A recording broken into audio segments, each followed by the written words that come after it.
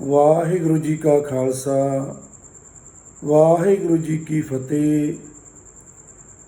ਜਾਹਰ ਪੀਰ ਜਗਤ ਗੁਰ ਬਾਬਾ ਗੁਰੂ ਨਾਨਕ ਸਾਹਿਬ ਦੀਆਂ ਸੰਗਤਾਂ ਦੇ ਚਰਨਾਂ ਦੀ ਧੂੜ ਦਾਸ ਤੁਹਾਡਾ ਆਪਣਾ ਮਾਂ ਦੇਸਾ ਨੰਦਨ ਜਸਵੀਰ ਸਿੰਘ, ਮੁੱਖ ਸੇਵਾਦਾਰ ਗੁਰਦੁਆਰਾ ਬੁਰਜ ਸਾਹਿਬ ਮਾਈ ਦੇਸਾਂ, ਪਾਤਸ਼ਾਹੀ 10ਵੀਂ, ਪਿੰਡ ਚੱਕ ਫਤਿਹ ਸਿੰਘ ਵਾਲਾ, ਨੇੜੇ ਭੁੱਚੋ ਮੰਡੀ, ਜ਼ਿਲ੍ਹਾ ਬਠਿੰਡਾ, ਦੇਸ਼ ਪੰਜਾਬ।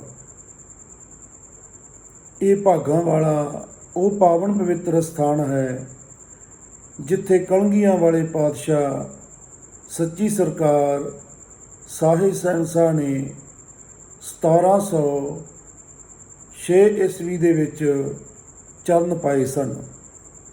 ਸਤਿਗੁਰੂ ਆਏ ਸਨ ਮਾਈ ਦੇਸਾਂ ਦੀ ਪ੍ਰੇਮਾ ਭਗਤੀ ਸਦਕਾ ਮਾਤਾ ਸਾਹਿਬ ਕੌਰ ਸੁੰਦਰ ਕੌਰ ਸਮੇਤ 18 ਜੇਠ ਵਾਲੇ ਦਿਨ ਇੱਥੇ ਪਹੁੰਚੇ।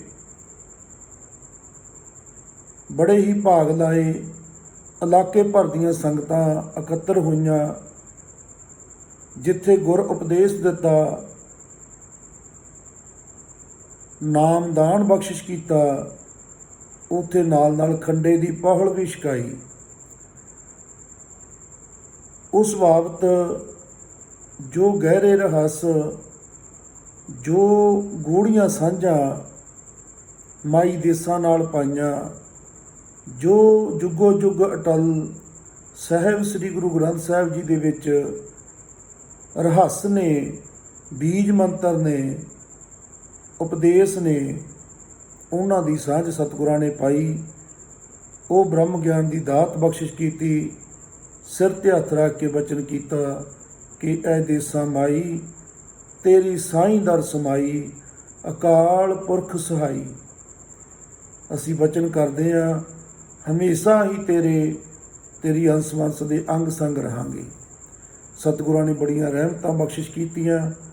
ਆਪਣੀ ਦਇਆ ਦ੍ਰਿਸ਼ਟੀ ਦੁਆਰਾ, ਆਪਣੇ ਪਿਆਰ ਸਦਕਾ ਅੱਜ ਵੀ ਆਪਣੀ ਇਹ ਨਿਸ਼ਾਨੀ, ਜਿਹਦੇ ਵਿੱਚ ਪਰਿਵਾਰ ਵਿਛੋੜੇ ਤੋਂ ਬਾਅਦ ਦੁਬਾਰਾ ਮਾਤਾ ਸਾਹਿਬ ਕੌਰ ਸੁੰਦਰ ਕੌਰ ਮਿਲੇ, ਇੱਕੋ ਸੱਤ ਹੇਠ 9 ਦਿਨ ਵਿਸਰਾਮ ਕੀਤਾ। ਉਹ ਸੱਤ ਦੇ ਉੱਪਰ ਵੀ ਆਰਾਮ ਕੀਤਾ, ਉਹ ਚੁਬਾਰੇ ਨੂੰ ਵੀ ਭਾਗ ਲਾਏ।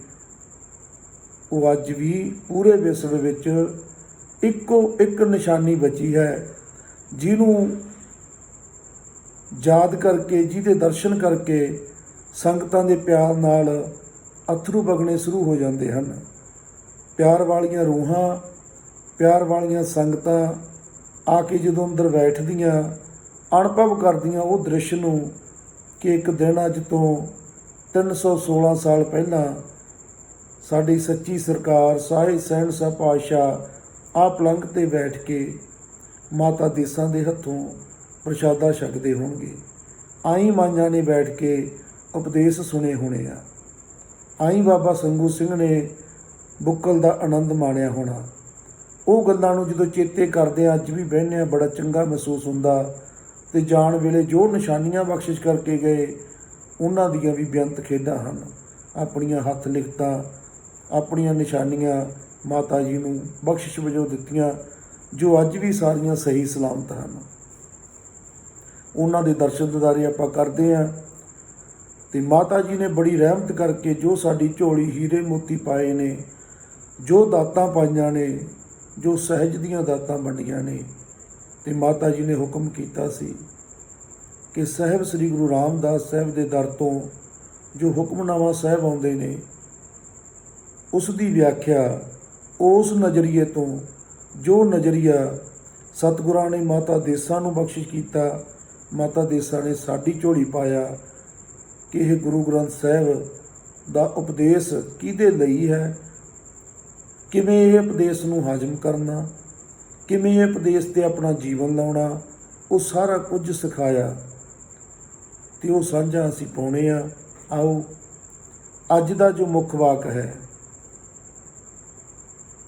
ਭਗਤ ਕਬੀਰ ਜੀ ਦੀ ਬਾਣੀ ਦੇ ਵਿੱਚੋਂ ਆਇਆ ਹੈ। ਸੋਰਠ ਭਗਤ ਕਬੀਰ ਜੀ जब जरिया तब होए भस्म तन रह किरम दल खाई।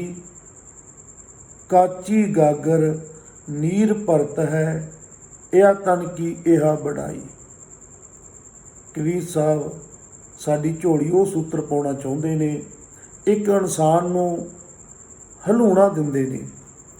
असीं अपने ते ला के देखिया करके जदों भी बाणी पढ़दे आ सुणदे आ, ये साडे लई है।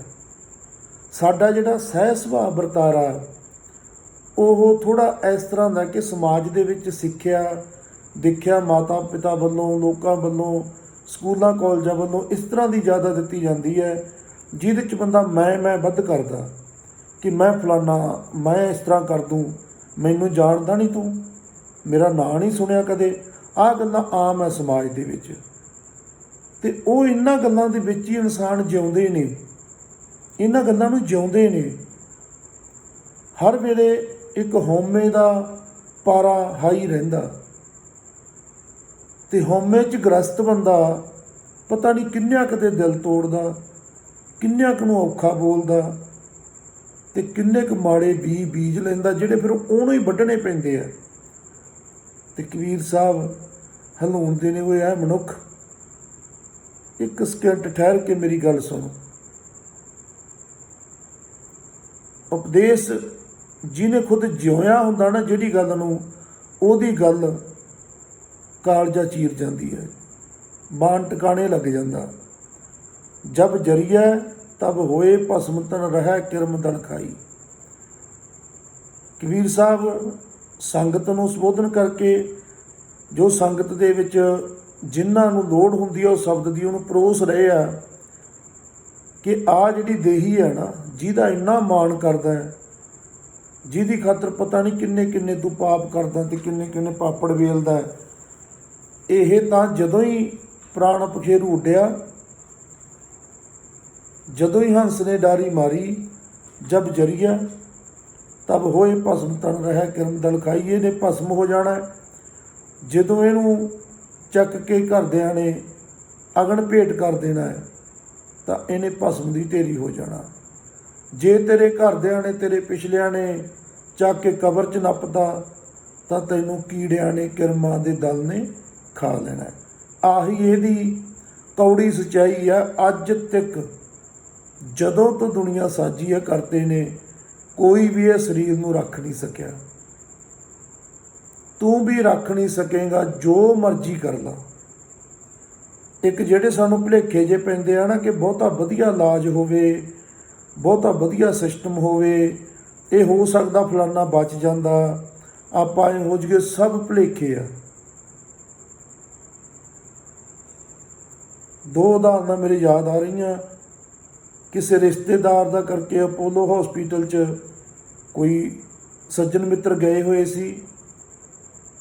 ਜਿਹੜਾ ਡਾਕਟਰ ਹਾਰਟ ਦਾ ਆਪਰੇਸ਼ਨ ਕਰ ਰਿਹਾ ਸੀ ਅਗਲੇ ਹਾਰਟ ਵਾਲੇ ਮਰੀਜ਼ ਦਾ, ਉਹਦਾ ਆਪਰੇਸ਼ਨ ਕਰਨ ਤੋਂ ਬਾਅਦ ਉਹਨੂੰ ਖੁਦ ਨੂੰ ਹੀ ਉੱਥੇ ਦੌਰਾ ਪੈ ਗਿਆ, ICU ਦੇ ਵਿੱਚ ਹੀ, ਅਤੇ ਕੋਈ 2 ਸਟੈਂਟ ਵੀ ਨਹੀਂ ਲੱਗੇ ਕਿ ਨਾਲ ਦੀ ਨਾਲ ਹੀ ਦੂਜੇ ਡਾਕਟਰਾਂ ਨੇ ਚੱਕ ਕੇ ਉਹਨੂੰ ਸਾਂਭ ਲਿਆ, ਉਹਦੇ ਆਕਸੀਜਨ ਦਿੱਤੀ, ਜੋ ਜੋ ਕਰ ਸਕਦੇ ਸੀ ਸਾਰਾ ਕਰਿਆ, ਪਰ ਉਹ ਬਚਿਆ ਨਹੀਂ। ਉੱਥੇ ਮਹਿਸੂਸ ਹੋਇਆ ਕਿ ਸਾਡਾ ਕੋਈ ਹੁੰਦਾ, ਅਸੀਂ ਇਹ ਸੋਚੀ ਜਾਣਾ ਸੀ ਆਹ ਫਾਟਕ ਬੰਦ ਹੋ ਗਿਆ ਤਾਂ ਆਹ ਗੱਲ ਬਣ ਗਈ, ਜੇ ਇੱਥੋਂ ਐਂ ਕਰ ਲੈਂਦੇ ਐਂ ਹੋ ਜਾਂਦਾ, ਪਰ ਉੱਧਰੋਂ ਜਦੋਂ ਪਰਚੀ ਪਾਟ ਜਾਂਦੀ ਹੈ ਨਾ, ਕੁਛ ਨਹੀਂ ਬਣਦਾ। ਮਨ ਨੂੰ ਸਮਝਾਉਣਾ ਪੈਂਦਾ, ਭਾਣਾ ਮੰਨਣਾ ਪੈਂਦਾ। ਜਦੋਂ ਕੋਈ ਧੱਕੇ ਨਾਲ ਪਰਚੀ ਪਾੜ ਦਿੰਦਾ, ਉਦੋਂ ਵੀ ਦਿਲ ਸਮਝਾਉਣਾ ਬਹੁਤ ਔਖਾ ਹੋ ਜਾਂਦਾ, ਸਮਝਦੇ ਹੀ ਨਹੀਂ। 100 ਤਰ੍ਹਾਂ ਦੀਆਂ ਬਿਉਂਤਾਂ ਕਰਦਾ, ਜੇ ਐਂ ਕਰ ਲੈਂਦੇ, ਜੇ ਇੱਥੋਂ ਐਂ ਨਹੀਂ ਐਂ ਕਰ ਲੈਂਦੇ, ਪਰ ਕਦੇ ਵੀ ਅੱਜ ਤੱਕ ਇਹਨਾਂ ਗੱਲਾਂ ਦਾ ਹਿਸਾਬ ਹੀ ਨਹੀਂ ਹੈ। ਜੇ ਨਹੀਂ ਵਿਆਹੀ ਗਈ, ਸਤਿਗੁਰੂ ਕਹਿੰਦੇ ਇਹਨੇ ਰਹਿਣਾ ਨਹੀਂ ਸਰੀਰ ਨੇ। ਕੌੜੀ ਗੱਲ ਇਹ ਆ, ਪੱਲੇ ਬੰਨ੍ਹ ਲਾ, ਅਤੇ ਜੇ ਇਹਨੂੰ ਪੱਲੇ ਬੰਨ੍ਹਣ 'ਚ ਤੂੰ ਸਫਲ ਹੋ ਗਿਆ ਨਾ, ਜ਼ੁਲਮ ਤੇ ਬੰਦ ਕਰ ਦੇਗਾ। ਕਿਹਦੀ ਖਾਤਰ ਕਰੇਗਾ ਫਿਰ?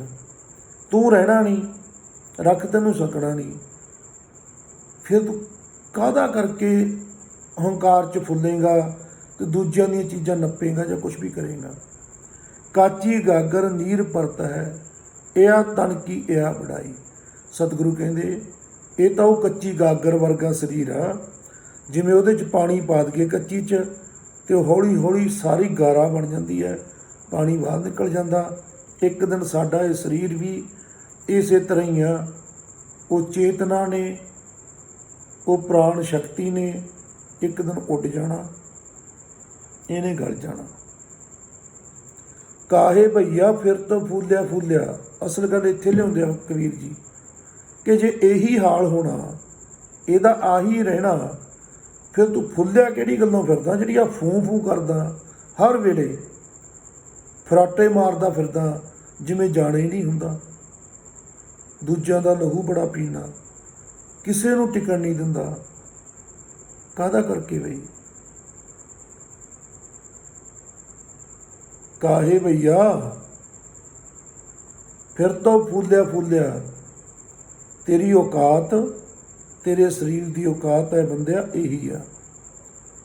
ਕੱਚੀ ਮਿੱਟੀ ਵਾਂਗੂ ਗਲ ਜਾਏਗਾ, ਸਵਾਹ ਬਣ ਜਾਏਗਾ, ਕੀੜੇ ਖਾ ਜਾਣਗੇ, ਆਹੀ ਕੁਛ ਹੈ। ਜਬ 10 ਮਾਸ ਉਰਦ ਮੁਖ ਰਹਿਤਾ, ਸੋਧਨ ਕੈਸੇ ਭੂਲਿਆ ਰਹਾਓ।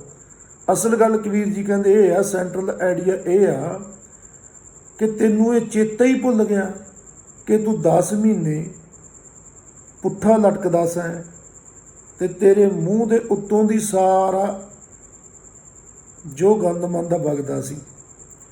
ਜਬ 10 ਮਾਸ ਉਰਦ ਮੁਖ ਰਹਿਤਾ, ਸੋਧਨ ਕੈਸੇ ਭੁੱਲਿਆ। ਚੇਤੇ ਕਰਨਾ, ਚੱਲ ਮਾੜਾ ਜਿਹਾ ਪਿੱਛੇ ਨੂੰ, ਆਪਣੀ ਚੇਤਨਾ ਨੂੰ ਹੌਲੀ ਬ੍ਰੇਕਾਂ ਲਾ, ਵਾਪਸ ਮੋੜ, ਚੱਲ ਬਚਪਨ ਵੱਲ ਨੂੰ ਦੇਖ, ਕਿੱਥੋਂ ਤੇਰੀ ਸ਼ੁਰੂਆਤ ਹੋਈ ਹੈ। ਪੁੱਠਾ ਲਟਕਦਾ ਸੈਂ। ਗੁਰਬਾਣੀ ਕਹਿੰਦੀ ਹੈ ਕਿ ਮਾਤਾ ਦੇ ਪੇਟ 'ਚ ਬੰਦੇ ਨੂੰ ਪਿਛਲੇ 100 ਜਨਮਾਂ ਤੱਕ ਯਾਦ ਹੁੰਦੇ ਆ, ਅਤੇ ਉੱਥੇ ਇਹ ਵਾਅਦੇ ਕਰਦਾ ਇਹ ਕਿ ਪਿੱਛੇ ਤਾਂ ਭੁੱਲ ਭੁਲੇਖੇ ਜਿਹੜੇ ਰਹਿ ਗਏ। ਐਤਕੀ ਨਹੀਂ ਉਲਝਣਾ ਮਾਇਆ ਦੇ ਚੱਕਰ 'ਚ। ਮਾਇਆ ਨੂੰ ਇੱਕ ਪੈਸੇ ਨਾ ਸਮਝ ਲਿਆ ਕਰੋ। ਸਾਰਿਆਂ ਦੀ ਲੜਾਈ ਪ੍ਰਚਾਰਕਾਂ ਨਾਲ ਇਸੇ ਗੱਲ ਪਿੱਛੇ ਹੈ ਕਿ ਆਪ ਤਾਂ ਮਾਇਆ ਮੰਗਦੇ ਆ, ਸਾਡੇ ਵਾਰੀ ਕਹਿ ਦਿੰਦੇ ਮਾਇਆ। ਇਹ ਮਾਇਆ ਨਹੀਂ, ਇਹ ਤਾਂ ਪੈਸੇ ਹੈ, ਤਾਂ ਕਰੰਸੀ ਹੈ। ਇਹਦੀ ਤਾਂ ਮੰਗਤੇ ਨੂੰ ਵੀ ਲੋੜ ਆ, ਫਕੀਰ ਨੂੰ ਵੀ ਲੋੜ ਹੈ, ਸਾਧੂ ਨੂੰ ਵੀ ਲੋੜ ਆ, ਸੰਤ ਨੂੰ ਵੀ, ਵਪਾਰੀ ਨੂੰ ਵੀ। ਇਹ ਤੋਂ ਬਿਨਾਂ ਤਾਂ ਕੋਈ ਪਾਣੀ ਦਾ ਗਲਾਸ ਨਹੀਂ ਦਿੰਦਾ। ਇਹ ਕਰੰਸੀ ਦੀ ਤਾਂ ਲੋੜ ਆ। ਮਾਇਆ ਤੋਂ ਮਤਲਬ ਆ ਸਾਰਾ ਕੁਛ ਜੋ ਇਹ ਪ੍ਰਕਿਰਤੀ ਮਾਤਾ ਦਿਸਦੀ ਹੈ, ਜਿਹੜੀ ਕਰਤੇ ਦਾ ਸਰਗੁਣ ਰੂਪ ਆ, ਇਹ ਮਾਇਆ, ਇਹਦਾ ਜਾਲ ਹੈ ਇੱਕ। ਪਹਿਲਾ ਜਾਲ ਇਹੀ ਵਸਾਇਆ ਜਾਂਦਾ, ਮਾਤਾ ਪਿਤਾ ਭੈਣ ਭਰਾ ਜਿਨ੍ਹਾਂ ਨਾਲ ਮੋਹ ਪੈਂਦਾ। ਫਿਰ ਇਹੋ ਜਿਹੇ ਸਿਸਟਮ ਲਾ ਕੇ ਤੋਰਿਆ ਜਾਂਦਾ ਬੰਦੇ 'ਚ ਕਿ ਜਿਵੇਂ ਅਸੀਂ ਅੱਜ ਕਿਸੇ ਨੂੰ ਗੂਗਲ ਪੇ ਕਰਨਾ ਹੋਵੇ, ਸਕੈਨ ਕਰਨਾ ਹੋਵੇ, ਦੂਰੋਂ ਹੀ ਚੱਕ ਲੈਂਦਾ ਫੋਨ। ਇਵੇਂ ਜਿਵੇਂ ਸਾਡੀ ਚੇਤਨਾ, ਸਾਡਾ ਮਨ, ਸਾਡੀਆਂ ਗਿਆਨ ਇੰਦਰੀਆਂ ਦੂਸਰੇ ਦੇ ਅੰਦਰ ਬਹਿ ਰਹੇ ਸਿਸਟਮ ਨੂੰ ਇਸ ਤਰ੍ਹਾਂ ਚੱਕ ਲੈਂਦੇ ਆ ਅਤੇ ਇੱਕ ਦੂਜੇ ਨਾਲ ਅਟੈਚ ਹੋਣਾ ਚਾਹੁੰਦੇ ਆ। ਇਹ ਕੁਦਰਤ ਦੇ ਨਿਯਮ ਆ। ਸਤਿਗੁਰੂ ਕਹਿੰਦੇ ਇਹ ਵੀ ਚੇਤੇ ਰੱਖ ਕੇ ਤੂੰ 10 ਮਹੀਨੇ ਪੁੱਠਾ ਲਟਕਦਾ ਸੈਂ, ਵਾਅਦੇ ਕਰਕੇ ਆਇਆ ਕਿ ਹਰ ਵਾਰੀ ਭੁੱਲ ਜਾਂਦਾ ਮੈਂ। ਹਰ ਵਾਰੀ ਉਹੀ ਕੰਮ, ਉਹੀ ਧੰਦੇ, ਉਹੀ ਪੜ੍ਹਾਈਆਂ, ਉਹੀ ਵਿਆਹ ਸ਼ਾਦੀਆਂ, ਉਹੀ ਕੁੱਤੇ ਖਾਣੀ, ਉਹੀ ਬੁਢਾਪਾ ਅਤੇ ਉਹੀ ਧੱਕੇ ਫਿਰ ਮੌਤ। ਵੀ ਇਸ ਵਾਰ ਆਪਣੇ ਆਪੇ ਨੂੰ ਜਾਣਨ ਦੀ ਕੋਸ਼ਿਸ਼ ਕਰਨੀ ਹੈ, ਕਿਰਤ ਵਿਰਤ ਵੀ ਕਰਨੀ ਹੈ, ਗੁਰੂ ਧਾਰਨ ਕਰਕੇ ਇੱਕ ਸਮਝਣਾ ਸਿਸਟਮ ਨੂੰ ਕਿ ਅਸਲ ਗੱਲ ਹੈ ਕੀ। ਅਤੇ ਗੱਲ ਦੀ ਸਮਝ ਬਾਣੀ ਪੜ੍ਹਿਆ ਆ ਹੀ ਜਾਂਦੀ ਹੈ। ਜਿਹੇ ਜੀ ਵੀ ਪੜ੍ਹਨੀ ਆਉਂਦੀ ਹੈ, ਪੜ੍ਹਨੀ ਸ਼ੁਰੂ ਕਰ ਦਿਓ। ਬਹੁਤ ਸੌਖੇ ਸ਼ਬਦ ਹੈਗੇ, ਅਨਪੜ੍ਹਾਂ ਦੇ ਵੱਸ ਪੈਣ ਵਾਲੇ ਸ਼ਬਦ ਵੀ ਹੈਗੇ, ਜਿਹੜੇ ਅਨਪੜ੍ਹਾਂ ਨੂੰ ਵੀ ਸਮਝ ਆਉਂਦੀ ਹੈ ਸਿੱਧੂ ਹੀ ਸੁਣ ਲੈਣ, ਉਹ ਨਹੀਂ ਪੜ੍ਹਨ ਜਾਣਦੇ। ਅੱਜ ਕੱਲ੍ਹ ਤਾਂ ਨਿੱਕੀਆਂ ਨਿੱਕੀਆਂ ਟੇਪਾਂ ਗੁਰਮੁਖ ਪਿਆਰੇ ਬਣਦੇ ਆ ਘਰਾਂ 'ਚ ਆ ਕੇ ਕਿ ਬਾਣੀ ਸੁਣੋ। ਚਿੱਪ ਭਰੀ ਭਰਾਈ ਮਿਲ ਜਾਂਦੀ ਹੈ ਸਾਰੀ 200 ਦੀ। ਜਿਹਨੇ ਸੁਣਨਾ ਉਹਦੇ ਕੋਲ ਸਭ ਕੁਝ ਪਹੁੰਚ ਜਾਣਾ। ਸੁਣਨ ਦੀ ਕੋਸ਼ਿਸ਼ ਕਰੋ। ਸੁਣ ਕੇ ਹੀ ਮਹਾਰਾਜ ਕਹਿੰਦੇ ਸੁਣਿਆ ਸਿੱਧ ਪੀਰ ਸੁਰਨਾਥ। ਪੀਰ ਹੋ ਜਾਓਗੇ, ਸਿੱਧ ਹੋ ਜਾਓਗੇ, ਨਾਥ ਹੋ ਜਾਓਗੇ। ਇਹ ਬਾਣੀ ਨੂੰ ਸੁਣਦੇ ਸੁਣਦੇ ਉਹ ਧੁਰਕੀ ਬਾਣੀ ਜਿਹੜੀ ਹਰ ਵੇਲੇ ਬਹਿ ਰਹੀ ਆ, ਜਿਹੜੇ ਅਣਹਦ ਨਾਦ ਹੈ, ਉਹ ਵੀ ਸੁਣਨਾ ਸ਼ੁਰੂ ਹੋ ਜਾਣਾ। ਫਿਰ ਇਹਨੂੰ ਸੁਣਦਿਆਂ ਉਹਨੂੰ ਸੁਣਨ ਲੱਗ ਜਾਣਾ। ਉਹਨੂੰ ਸੁਣਦਿਆਂ ਨਿਰੰਕਾਰ ਦਾ ਰੂਪ ਹੋ ਜਾਣਾ। ਇੰਨੀ ਤਾਂ ਖੇਡ ਆ ਸਾਰੀ। ਜਿਉ ਮਧ ਮਾਖੀ ਤਿਉ ਸਠੋਰ ਰਸ, ਜੋਰ ਜੋਰ ਧਨ ਕੀਆ। ਬਾਬਾ ਜੀ ਕਹਿੰਦੇ ਜਿਵੇਂ ਮਧੂ ਮੱਖੀ ਆ ਨਾ, ਇਹ ਜਾ ਜਾ ਕੇ ਫੁੱਲਾਂ ਤੇ ਆਸੇ ਪਾਸੇ ਵਿਚਾਰੀ ਕਿੱਥੋਂ ਤੱਕ ਗੇੜੇ ਕੱਢਦੀ ਹੈ, ਸ਼ਹਿਦ ਇਕੱਠਾ ਕਰ ਲੈਂਦੀ ਹੈ, ਕਿੰਨਾ ਹੀ ਸੱਤਾ ਬਣਾ ਲੈਂਦੀ ਹੈ। ਇਸੇ ਤਰ੍ਹਾਂ ਕਈ ਮੂਰਖ ਬੰਦੇ ਧਨ ਜੋੜੀ ਜਾਂਦੇ ਆ, ਜੋੜੀ ਜਾਂਦੇ ਆ, ਜੋੜੀ ਜਾਂਦੇ ਆ। ਨਾ ਤਾਂ ਉਹ ਚੰਗਾ ਕੱਪੜਾ ਪਾਉਣ, ਨਾ ਚੰਗਾ ਜੋੜਾ ਜੁੱਤੀ ਪਾਉਣ, ਨਾ ਚੰਗਾ ਖਾਣ, ਨਾ ਖੁਦ ਪਹਿਨਣ, ਨਾ ਘਰਦਿਆਂ ਨੂੰ ਪਹਿਨਣ ਦੇਣ। ਤੇ ਅੰਦਰ ਖਾਤੇ ਅਰਦਾਸਾਂ ਫਿਰ ਪਤਾ ਕੀ ਚੱਲਦੀਆਂ ਘਰਦਿਆਂ ਦੀਆਂ, ਰੱਬਾ ਲੋਕ ਮਰੀ ਜਾਂਦੇ ਆ, ਇਹ ਕਿੱਦੇ ਮਰੂਗਾ। ਹਰ ਵੇਲੇ ਭਾਵਨਾ ਇਹ ਬਣਨੀ ਸ਼ੁਰੂ ਹੋ ਜਾਂਦੀ ਹੈ। ਫਿਰ ਸਤਿਗੁਰੂ ਕਹਿੰਦੇ ਹੁੰਦਾ ਕੀ ਉਹਦੇ ਨਾਲ, ਮਰਦੀ ਵਾਰ ਲਿਹੋ ਲਿਹੋ ਕਰੀਐ, ਭੂਤ ਰਹਿਣ ਕਿਉ ਦੀਆ। ਕਹਿੰਦੇ ਜਦੋਂ ਫਿਰ ਮੌਤ ਆ ਜਾਂਦੀ ਉਹੋ ਜਿਹੇ ਬੰਦੇ ਨੂੰ, ਕਿਉਂਕਿ ਜਿਹਨੇ ਨਾ ਖੁਦ ਆਨੰਦ ਲਿਆ ਜ਼ਿੰਦਗੀ ਦਾ, ਆ ਜੀਵਨ ਜੀਆ। ਪਹਿਲਾਂ ਚਲੋ ਕਿਸੇ ਕੋਲ ਹੈ ਹੀ ਨਹੀਂ, ਉਹ ਤਾਂ ਨਾ ਖਾਵੇ, ਕਿਸੇ ਕੋਲ ਹੈ ਨਹੀਂ, ਉਹ ਚੰਗਾ ਨਾ ਪਹਿਨੇ। ਪਰ ਜਿਹਦੇ ਕੋਲ ਹੈਗਾ ਉਹ ਤਾਂ ਪਹਿਨ ਲੈਣਾ, ਜਿਹੜਾ ਹਰ ਤਰ੍ਹਾਂ ਦਾ ਖਾਣਾ ਖਾ ਸਕਦਾ, ਹਰ ਤਰ੍ਹਾਂ ਦੇ ਫਰੂਟ ਖਾ ਸਕਦਾ, ਉਹ ਕਿਉਂ ਬੇਚਿਬੜਾ ਵਰਗਾ ਮੂੰਹ ਬਣਾ ਕੇ ਰੱਖੇ। ਵੀ ਦੱਬੀ ਰੱਖ ਕਿੱਲੀ ਖਾ ਚੱਜ ਨਾ, ਛੱਗ ਕੋਈ ਚਿਹਰਾ ਦਗਦਾ ਹੋਵੇ, ਐਂ ਕਿਉਂ ਮੱਖੀਆਂ ਭਿਣਕਣ ਉਹ ਬੰਦੇ ਦੇ ਜਿਹਦੇ ਕੋਲ ਸਾਰਾ ਅੰਨ ਧਨ ਹੈਗਾ, ਸਭ ਕੁਛ ਹੈਗਾ। ਮਹਾਰਾਜ ਕਹਿੰਦੇ ਮਰਦੀ ਵਾਰ ਲਿਹੋ ਲਿਹੋ ਕਰੀਆ, ਭੂਤ ਰਹਿਣ ਕਿਉਂ ਦੀਆ। ਕਹਿੰਦੇ ਘਰ ਦੇ ਸਾਰੇ ਕਹਿੰਦੇ ਚੱਕ ਲਓ ਬਈ। ਫਿਰ ਆਂਢੀ ਗੁਆਂਢੀ ਕਹਿੰਦੇ ਉਹ ਲੈ ਚਲੋ ਭਾਈ, ਹੁਣ ਕਵੇਲਾ ਹੁੰਦਾ। ਫਿਰ ਇੱਕ ਅੱਧਾ ਬੋਲਦਾ ਉਹ ਰਿਸ਼ਤੇਦਾਰ ਆਉਣ ਵਾਲਾ, ਉੱਥੇ ਹੀ ਆ ਜੂ ਸਿੱਧਾ, ਫੋਨ ਫੜ ਕਰਕੇ ਪੁੱਛ ਲਓ, ਲੈ ਚਲੋ ਯਾਰ ਕਿਉਂ ਐਵੇਂ ਕਵੇਲਾ ਕੀਤਾ। ਕਹਿੰਦੇ ਆਹ ਦਿਨ ਆਉਣਾ। ਇਹ ਗੱਲ ਨੂੰ ਅਸੀਂ ਸਾਰੀ ਨੂੰ ਆਪਦੇ ਤੇ ਲਾ ਕੇ ਦੇਖ ਗਏ। ਜਦੋਂ ਮੌਤ ਦੇ ਅਸੀਂ ਤਾਂ ਕੀ ਕਰਦੇ ਹਾਂ ਨਾ, ਕੋਈ ਅਰਥੀ ਜਾਂਦੀ ਆ, ਬੱਚੇ ਦਾ ਵੀ ਮੂੰਹ ਪਾਸੇ ਕਰ ਦਿੰਦੇ ਆ, ਆਪ ਵੀ ਹੋਰ ਹੀ ਪਾਸੇ ਮੂੰਹ ਕਰ ਦਿੰਦੇ ਆ। ਇਹ ਤਾਂ ਭੱਜਿਆ ਨਹੀਂ ਜਾ ਸਕਦਾ। ਮੌਤ ਨੂੰ ਚੱਜ ਨਾਲ ਹੀ ਚੇਤੇ ਕਰ ਲੈਣਾ ਚਾਹੀਦਾ।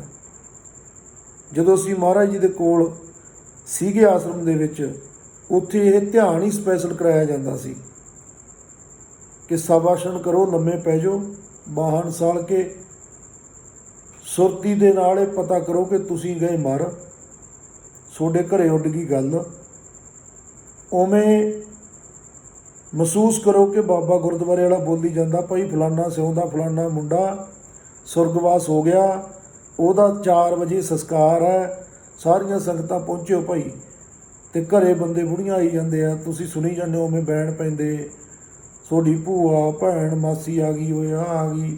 ਸਾਰੀ ਰਚਨਾ ਉਵੇਂ ਰਚਨੀ ਹੈ, ਦਿਮਾਗ ਨਾਲ ਵਿਜ਼ੂਲਾਈਜ਼ ਕਰਨਾ ਹੈ ਕਿ ਕਾਮਾ ਰੌਲੀ ਪੂਰੀ ਪੈ ਰਹੀ ਆ, ਆਸੀ ਪਾਸੀ ਜਿਹੜੇ ਬਾਹਲੇ ਮੋਹ ਕਰਦੇ ਉੱਤੇ ਡਿੱਗੀ ਜਾਂਦੇ ਆ, ਮਾਂ ਬੈਣ ਪਾਉਂਦੀ ਆ, ਪਿਓ ਐਂ ਕਰਦਾ, ਉਹ ਕਰਦਾ, ਸਾਰਾ ਚਿਤਨਾ ਦੇਖਣਾ, ਸਾਰੀ ਕਿਰਿਆ ਦੇਖਣੀ ਹੈ।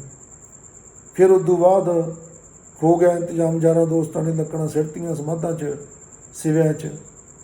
ਫਿਰ ਉਵੇਂ ਨਵਾਇਆ, ਤੁਹਾਨੂੰ ਨਵਾ ਰਹੇ ਆ, ਕੱਪੜੇ ਬਦਲ ਰਹੇ ਆ, ਫਿਰ ਤੁਹਾਨੂੰ ਪਾਲਿਆ ਉਹ ਲੋਹੇ ਦੀ ਕੀ ਆ ਸੀੜੀ 'ਤੇ, ਫਿਰ ਚੱਕ ਕੇ 4 ਜਣੇ ਤੁਰ ਪਏ, ਤੁਹਾਡੇ ਭੈਣ ਭਾਈ ਯਾਰ ਦੋਸਤ, ਲੋਕ ਰੋਂਦੇ ਆਉਂਦੇ ਆ ਮਗਰ।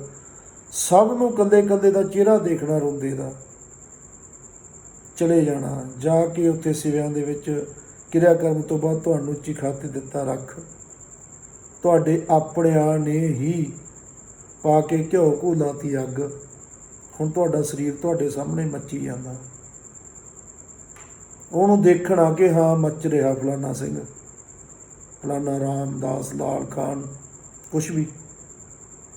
ਤੁਸੀਂ ਆਪਣੇ ਆਪੇ ਦਾ ਸੰਸਕਾਰ ਹੁੰਦਾ ਵੇਖਣਾ ਅਤੇ ਆਪਣੇ ਪਾਸੇ ਆਸੇ ਵਾਲਿਆਂ ਨੂੰ ਉਵੇਂ ਬਿਲਕਦੇ ਰੋਂਦੇ ਮਹਿਸੂਸ ਕਰਨਾ।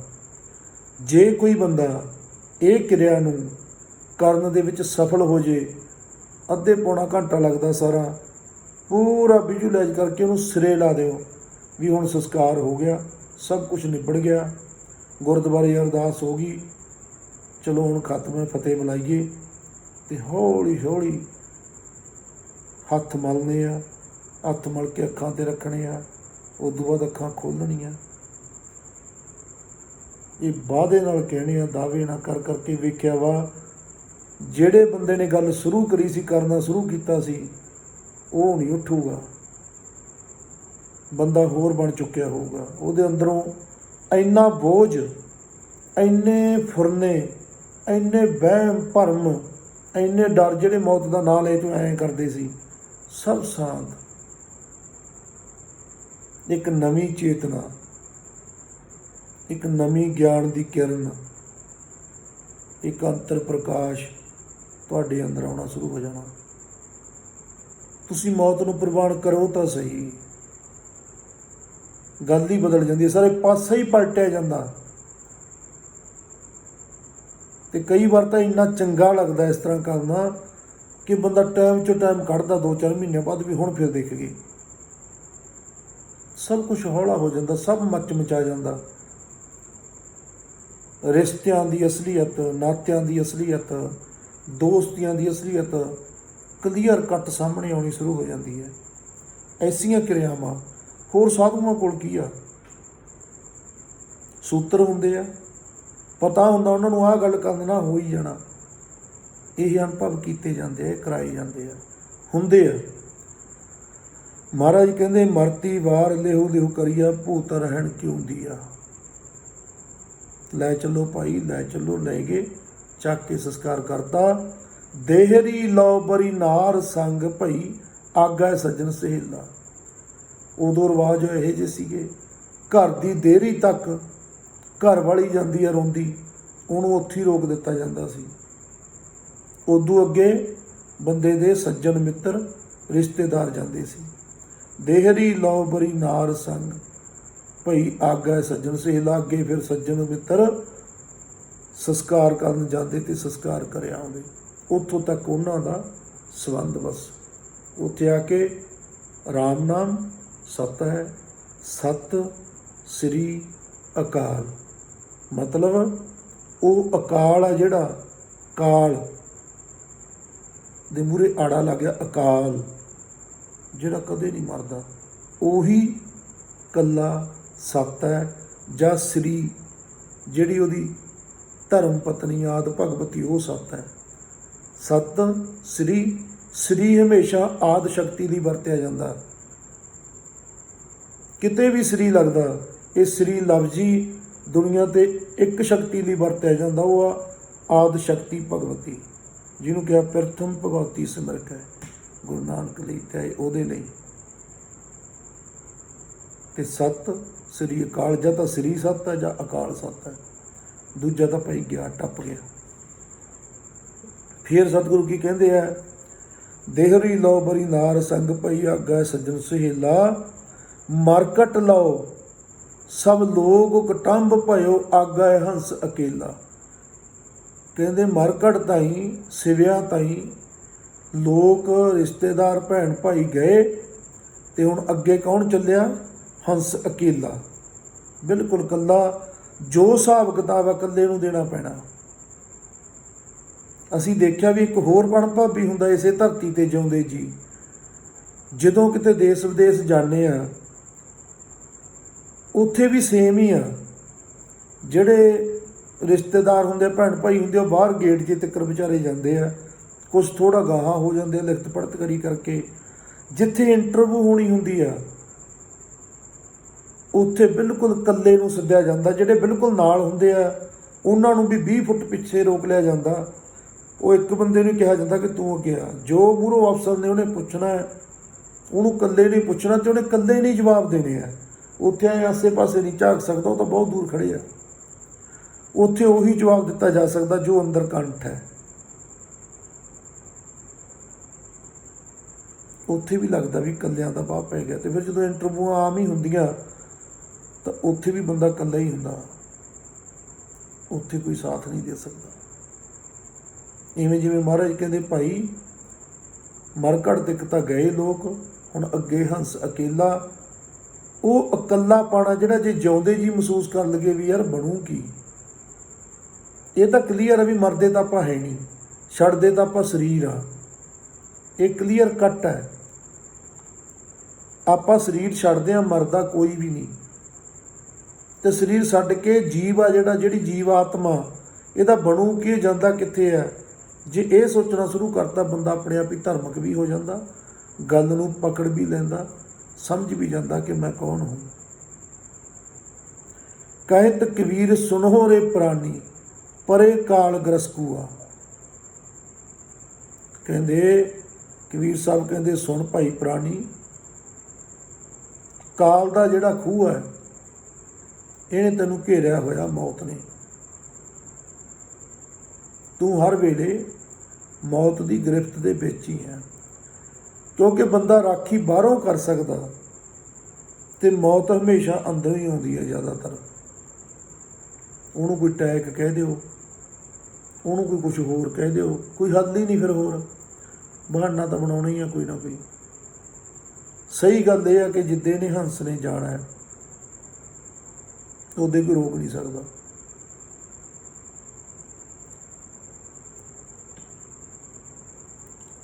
ਜਿਹਦੀ ਪਰਚੀ ਦਰਗਾਹ ਤੋਂ ਨਹੀਂ ਪਾਟੀ, ਉਹ ਛੇਤੀ ਜਾਂਦਾ ਨਹੀਂ। ਇਹੋ ਜਿਹੇ ਹਾਲਾਤ ਵੀ ਆਪਾਂ ਦੇਖਿਆ। ਆਪਣੇ ਗੁਰੂ ਘਰ ਹੀ ਇੱਕ ਬੰਦਾ ਸੀਗਾ, ਵੀਰਪਾਨ ਸੇਠ, ਬਹੁਤ ਸਮਾਂ ਰਿਹਾ ਉਹ ਇਕੱਲਾ ਹੀ ਸੀ, ਉਹਦੇ ਕੋਈ ਬਾਲ ਬੱਚਾ ਨਹੀਂ ਸੀ। ਅੰਤ ਸਮੇਂ ਦੇ 4-5 ਸਾਲ ਉਹਦੇ ਇਸ ਤਰ੍ਹਾਂ ਬੀਤੇ ਕਿ ਉਹਨੂੰ ਦੌਰਾ ਜਿਹਾ ਪਿਆ ਅਤੇ ਉਹਨੂੰ ਅਧਰੰਗ ਹੋ ਗਿਆ। ਅਤੇ ਡਾਕਟਰ ਕਹਿੰਦੇ ਵੀ ਇਹ 1-2 ਦਿਨਾਂ ਦਾ ਭਾਈ, ਜੇ ਕੋਈ ਇਹਦਾ ਹੈਗਾ ਤਾਂ ਮਿਲਾ ਦਿਓ। ਉਹਨੇ 1-2 ਫੋਨ ਨੰਬਰ ਦਿੱਤੇ ਹੋਏ ਸੀ ਕਿ ਮੇਰੇ ਗਾਹਾਂ ਦੀ ਗਾਹਾਂ ਰਿਸ਼ਤੇਦਾਰ ਹੈ ਕੋਈ, ਇਹਨਾਂ ਨੂੰ ਦੱਸ ਦਿਓ। ਫੋਨ ਕਰਿਆ, ਉਹਨਾਂ ਨੂੰ ਦੱਸਿਆ। ਉਹ ਵਿਚਾਰੀਆਂ ਬੀਬੀਆਂ ਆਈਆਂ, ਆ ਕੇ ਮਿਲੀਆਂ। ਉਹ ਸਿਆਣ ਸੂਣ ਤੋਂ ਵੀ ਆਉਂਦੀ ਨਹੀਂ, ਮਾੜਾ ਜਿਹਾ ਬੋਲਦਾ ਸੀ। ਜਾਂਦੀਆਂ ਉਹ ਕਹਿੰਦੀਆਂ, ਬਾਬਾ ਜੀ ਇਹਦਾ ਕੋਈ ਨਹੀਂ ਹੈ, ਅਸੀਂ ਵੀ ਗਾਹਾਂ ਦੀ ਗਾਹਾਂ, ਅੱਜ ਮਸਾਂ ਪਤਾ ਨਹੀਂ ਕਿਵੇਂ ਆ ਗਈਆਂ, ਸਾਨੂੰ ਆਉਣ ਤਾਂ ਕਿਸੇ ਨੇ ਅੱਗੇ ਤੋਂ ਦੇਣਾ ਨਹੀਂ, ਜੇ ਕੁਛ ਇਹਨੂੰ ਹੋ ਹਵਾ ਗਿਆ ਤੁਸੀਂ ਚੱਕ ਕੇ ਸੰਸਕਾਰ ਕਰ ਦਿਓ। ਮੈਂ ਵੀ ਠੀਕ ਆ, ਸਾਡੇ ਤਾਂ ਪਿੰਡ ਦਾ, ਸਾਡੇ ਤਾਂ ਕਿਹੜੂ ਜਾਣਦੇ ਆ ਸਾਰੇ, ਇੱਜ਼ਤ ਕਰਾਂਗੇ। ਡਾਕਟਰ ਵੀ ਕਹੇ 2-4 ਦਿਨ ਦਾ, ਕੋਈ ਦਵਾਈ ਨਹੀਂ, ਕੋਈ ਬੂਟੀ ਨਹੀਂ, ਸਿਰਫ ਉਹਦੀ ਦੇਹ ਪਈ ਸੀ, ਉਹਨੂੰ ਪਈ ਨੂੰ ਨਵਾ ਦਿੰਦੇ ਪੈਪ ਨਾਲ, ਉੱਠ ਤਾਂ ਹੋ ਸਕਦਾ ਨਹੀਂ ਸੀ। ਟਾਈਮ ਸਿਰ ਰੋਟੀ ਪਾਣੀ ਚਾਹ ਪਿਆ ਦਿੰਦਾ ਸਿੰਘ ਇੱਕ। ਅੱਜ ਹੋਰ ਸਵੇਰ ਹੋਰ, ਅੱਜ ਹੋਰ ਸਵੇਰ ਹੋਰ, ਤਕੜਾ ਹੋ ਗਿਆ ਉਹਦਾ, ਮੂੰਹ ਮਾਹ ਵੀ ਸਿੱਧਾ ਹੋ ਗਿਆ, ਵਧੀਆ ਬੈਠਣ ਲੱਗ ਗਿਆ।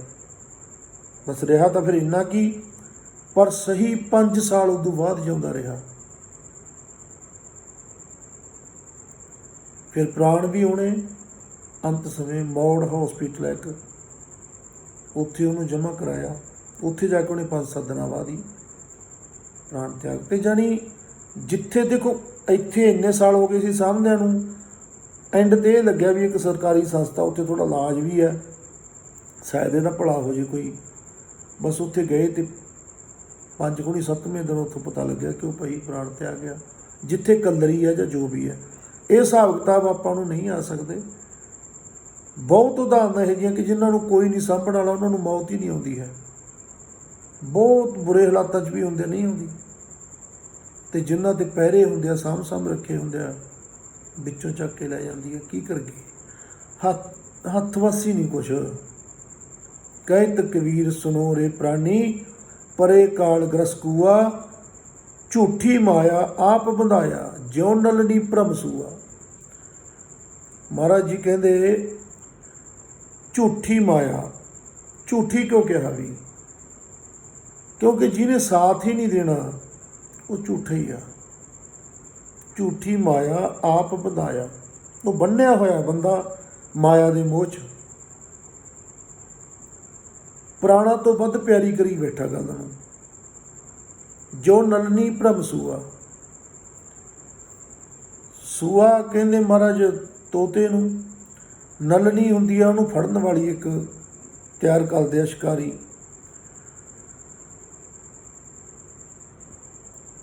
ਕਹਿੰਦੇ ਉਹ ਚੀਜ਼ ਨੂੰ ਤੋਤਾ ਪਕੜ ਲੈਂਦਾ, ਉਹ ਜਦੋਂ ਉਹਦੇ ਨਾਲ ਲੰਕ ਜਾਂਦਾ, ਉਹ ਨਲਨੀ ਨਾਲ ਉਹਨੂੰ ਪਹੁੰਚਾ ਨਾ ਜਕੜ ਦਿੰਦਾ। ਉਹਨੂੰ ਲੱਗਦਾ ਕਿ ਜੇ ਮੈਂ ਇਹ ਛੱਡਤਾ ਤਾਂ ਮੈਂ ਡਿੱਗੂੰਗਾ। ਦੇਖੋ ਨਾਲੇ ਪਰ ਹੁੰਦੇ ਉਹਦੇ ਕੋਲ, ਐਸਾ ਚੱਕਰ ਪੈਂਦਾ ਉਹਨੂੰ, ਉਹਦੇ ਨਾਲ ਵੱਜ ਜਾਂਦਾ, ਉਹਦੇ ਨਾਲ ਵੱਜ ਕੇ ਪਾਉ ਨਹੀਂ ਛੱਡਦਾ, ਉਹਦੇ ਨਾਲ ਪੈਰ ਨਹੀਂ ਛੱਡਦਾ, ਪੰਜੇ ਆਪਣੇ, ਅਤੇ ਸ਼ਿਕਾਰੀ ਆਉਂਦਾ ਉਹਨੂੰ ਆ ਕੇ ਪਕੜ ਲੈਂਦਾ। ਇਸੇ ਤਰ੍ਹਾਂ ਤੋਤੇ ਵਾਂਗੂ ਇੱਕ ਮਨੁੱਖ ਆ ਜਿਹੜਾ, ਉਹ ਵੀ ਮਾਇਆ ਦਾ ਲੋਭ ਨਹੀਂ ਛੱਡਦਾ ਹੈ, ਅਤੇ ਐਂਡ ਨੂੰ ਆ ਕੇ ਮਾਇਆ ਦੇ ਲੋਭ 'ਚ ਹੀ ਮਰ ਜਾਂਦਾ, ਜਾਂ ਕਹਿ ਲਓ ਉਹਦੇ ਮੌਤ ਦਾ ਕਾਰਨ ਬਣਦੀ ਹੈ ਜਿਹੜੀ ਮਾਇਆ। ਇਹ ਅੱਜ ਦਾ ਝੂਠੀ ਮਾਇਆ, ਆਪ ਬੰਧਾਇਆ ਜੋ ਨਲਣੀ ਭਰਮ ਸੂਆ। ਬਾਗ ਸੀਗਾ ਸਤਿਗੁਰੂ ਕਬੀਰ ਸਾਹਿਬ ਜੀ ਦਾ। ਰਹਿਮਤ ਕਰਨ ਸਤਿਗੁਰੂ, ਕਿਰਪਾ ਦ੍ਰਿਸ਼ਟੀ ਬਣਾਈ ਰੱਖਣ, ਆਪਾਂ ਇਹਦੀ ਸਾਰੀ ਸਾਂਝ ਪਾਉਂਦੇ ਰਹੀਏ। ਸਾਰੀ ਗੁਰਬਾਣੀ ਬੰਦੇ ਨੂੰ ਇੱਕ ਗੱਲ ਚੇਤੇ ਕਰਾਉਣਾ ਚਾਹੁੰਦੀ ਹੈ, ਕੋਈ ਡਰਾਉਣਾ ਨਹੀਂ ਚਾਹੁੰਦੇ ਸਤਿਗੁਰੂ, ਸੱਚ ਦੱਸਣਾ ਚਾਹੁੰਦੇ ਆ ਕਿ ਸੱਚ ਇਹ ਆ ਕਿ ਆਹ ਜਿਹੜਾ ਸਰੀਰ ਮਿਲਿਆ, ਇਹਦੇ ਅੰਦਰ ਉਹ ਛੁਪਿਆ ਹੋਇਆ ਮਾਲਕ, ਜਿਹਨੂੰ ਤਾਂ ਹਾਲੇ ਖੋਜ ਹੀ ਨਹੀਂ ਸ਼ੁਰੂ ਹੋਈ, ਉਹਨੂੰ ਤਾਂ ਪਤਾ ਨਹੀਂ ਕੀ ਲੱਗਦਾ ਹੋਣਾ। ਜਿਨ੍ਹਾਂ ਨੂੰ ਖੋਜ ਸ਼ੁਰੂ ਹੋ ਚੁੱਕੀ ਆ ਉਹਨਾਂ ਨੂੰ ਸਤਿਗੁਰੂ ਜ਼ਰੂਰ ਹਲੂਣਾ ਦਿੰਦੇ ਨੇ ਕਿ ਉਹ ਮਾਲਕ ਇਹਦੇ ਅੰਦਰ ਛੁਪਿਆ ਹੋਇਆ। ਇਹ ਹਰਮੰਦਰ ਹੈ, ਇਹਦੀ ਕਦਰ ਕਰ ਲਓ।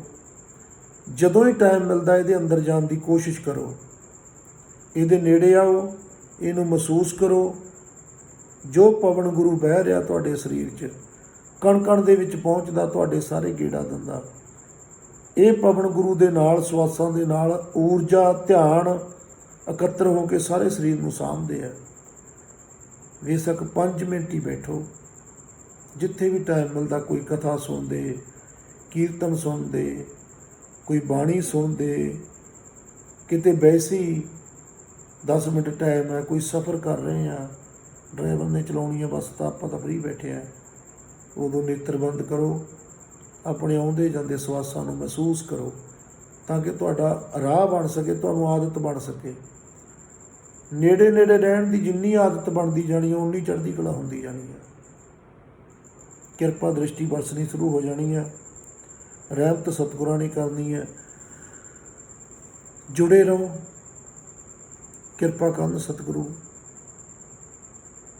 ਅੱਜ ਤੋਂ ਥੋੜ੍ਹੇ ਦਿਨਾਂ ਤੱਕ, ਕਹਿ ਲਓ ਅੱਜ 29 ਹੋ ਗਈ ਆ, 10 ਸਤੰਬਰ ਦੀ ਵਰਸੀ ਹੈ ਮਾਤਾ ਜੀ ਦੀ, ਮਾਈ ਦੇਸਾਂ ਦੀ।